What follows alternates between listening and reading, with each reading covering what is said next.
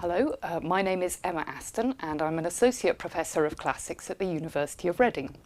I'm going to be talking to you today about some aspects of Greek religion, and in particular I'm going to begin with a discussion of what we call anthropomorphism.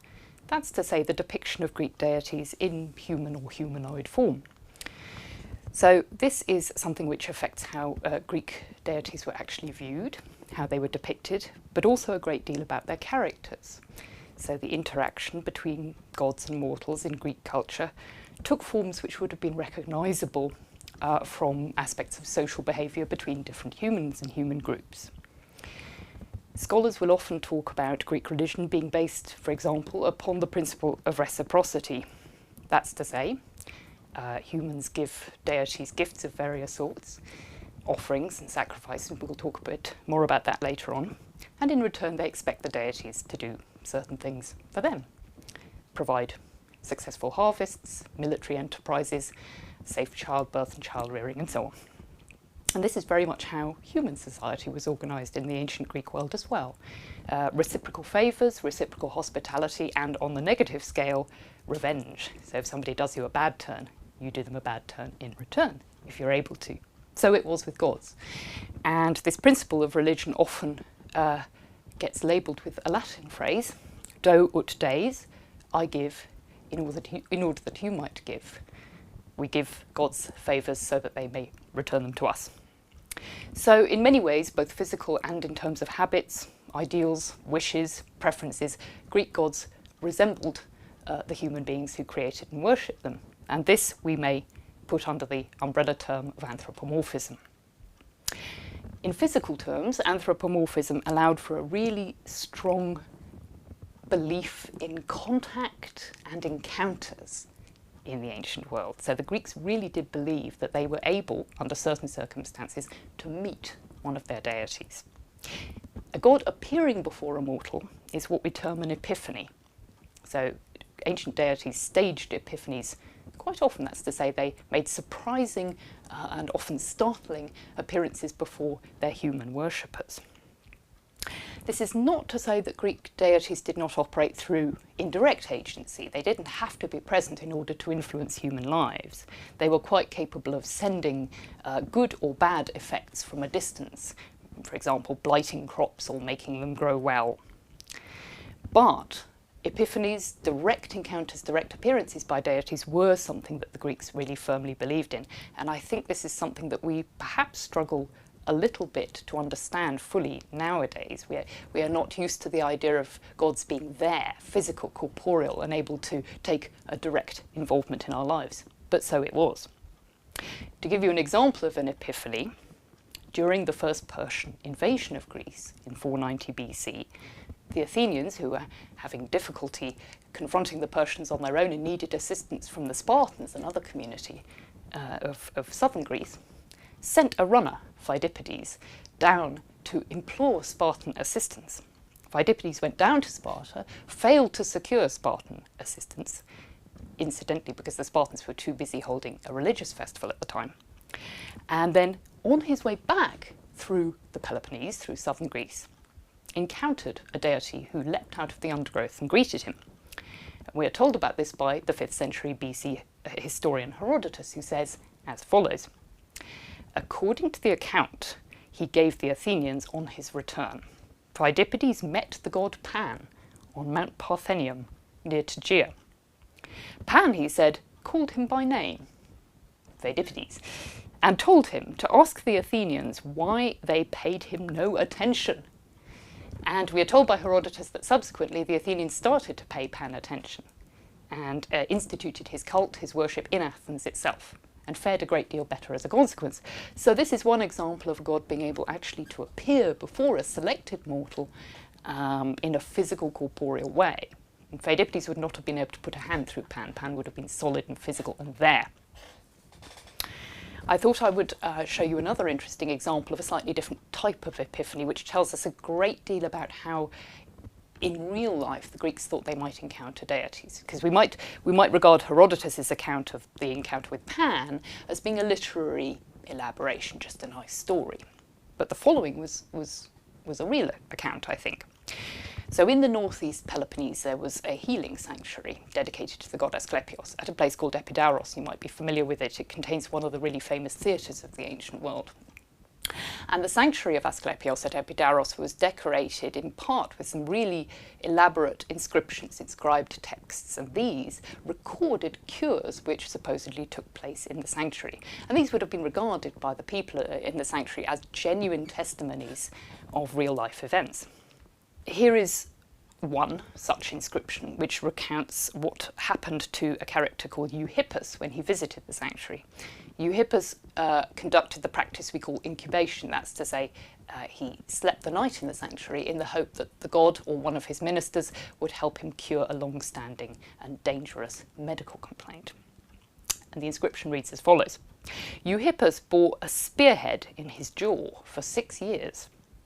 While he was sleeping here, the god drew the spearhead from him and gave it to him in his hands.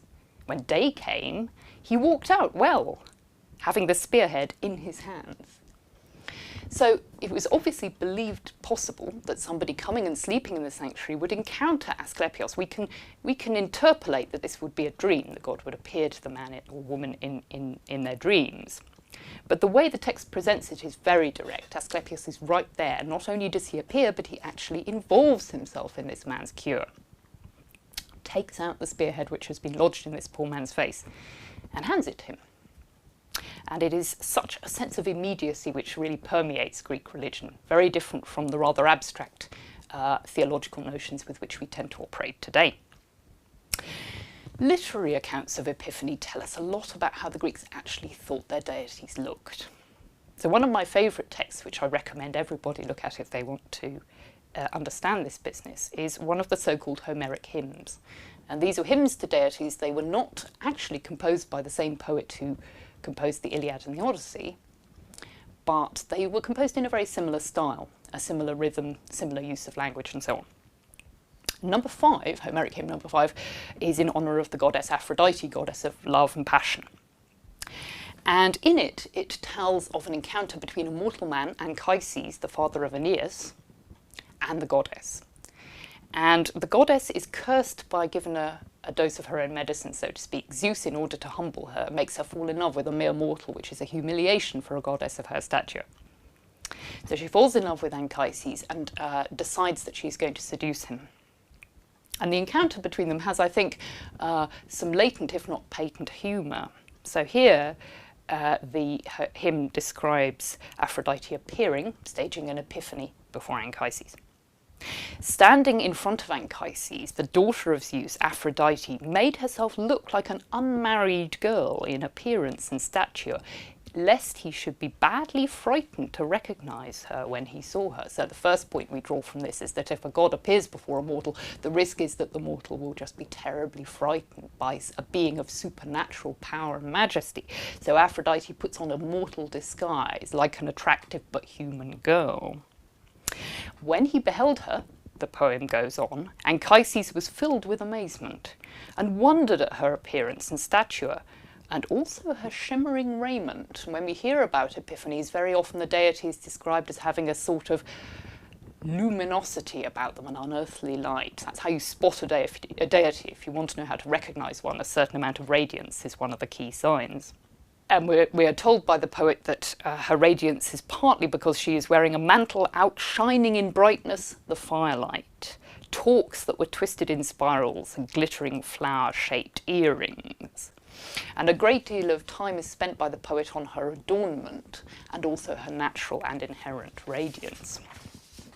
The humorous sequel to this is that so far from succumbing immediately to her embrace, Anchises is actually genuinely frightened. He says, "Greetings, milady, whichever you are of the blessed who come here visiting. Artemis, Leto, perhaps Aphrodite the Golden," and he has actually guessed her true identity there. "I shall construct you an altar upon a conspicuous station, high on a lookout, out, and there I shall offer you beautiful holy sacrifice at every season. Do you, of your own inclination, kindly see that I become preeminent among the Trojans?" He's a Trojan, Anchises. So the humour in this episode resides in the fact that Aphrodite's attempt to disguise herself as mortal is not actually successful. Anchises sees through her despite her attempt at dissimulation. He recognises her divinity. It shines out despite her efforts. And his response is to offer her sacrifices, altars, and all the other appurtenances of the god. She's irritated by this because she actually wants an erotic encounter, and he's not prepared to offer it at first. He does, in the end, and they have a child together, the hero Aeneas. So we can see another offshoot, another ramification of anthropomorphism is that gods and humans are able to produce children together. Another sign of their immediacy and the possibility of close contact between them. So far you might think that this makes Greek religion seem quite simple.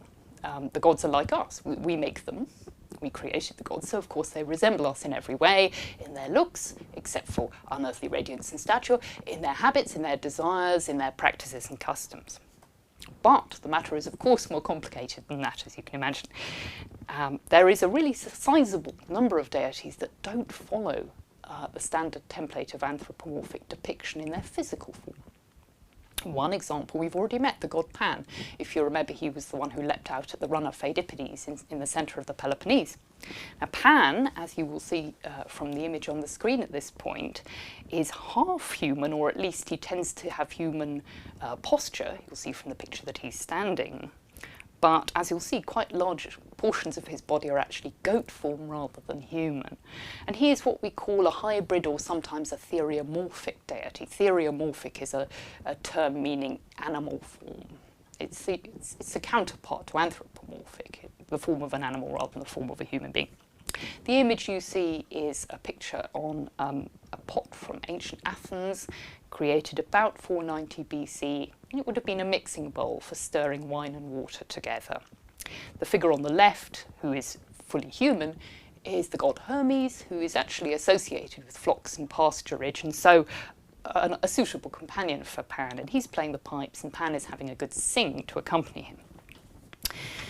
The goat part of Pan expresses his association with flocks and herds and wild spaces, which he always had.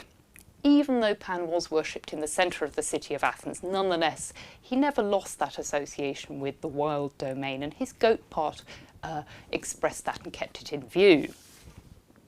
Another example of an animal hybrid deity, of which I'm particularly fond, is the river god Akoloyos. And you can see on the screen an example of his rather striking depiction. This is a little South Italian bronze statuette from, we think, the early 5th century BC. It's in a private collection now. And you can see that he has a human face, bearded and with rather nice long braids of hair, but his back end is that of a bull. And this is the standard depiction of the river god Akoloyos. He turns up in this form also in a lot of relief sculptures. So large flat stone panels carved with a relief scene. Generally, he's accompanied by female divinities called the nymphs, who are rustic demi-goddesses. So this would have been his standard, as we call it, iconography, the form in which he is depicted, the form which he takes. And we can rationalise that to some extent because there was an association in the Greek imagination between bulls and various water sources, particularly rivers and the sea. And rivers and the sea supply fertility to crops and humans, and the bull was also associated with fertility as well. So we can explain Akoloyos' hybrid form to some extent. So we have to recognise that anthropomorphism is an important part of Greek religion, but it's not the end of the story. Plenty of Greek deities were thought to be more appropriately represented with non-animal forms. But across the board, I think what we want to take from all these examples is one very important fact, that whatever form Greek divinities took, they were what we might call embodied. They had corporeal form. The Greeks didn't really deal in abstractions. They didn't really deal in elemental divinities. So Akoloyos is a nice example of that. He's a river god, but the Greeks are not content to worship a river. What they want is a physical being who stands for the river, sometimes occupies the river or exists nearby the river, is named after the river. The Akoloyos is actually a river in northwestern Greece, but is separate from the flowing stream. It's not limited to it. The Greeks wanted to be able to encounter and interact with their deities. It wasn't enough for them just to regard, for example, the sun and the moon as divine and numinous and having supernatural powers. They wanted physical forms whom they could meet on their own level. And that's a really fundamental part of Greek religion and a good place to start.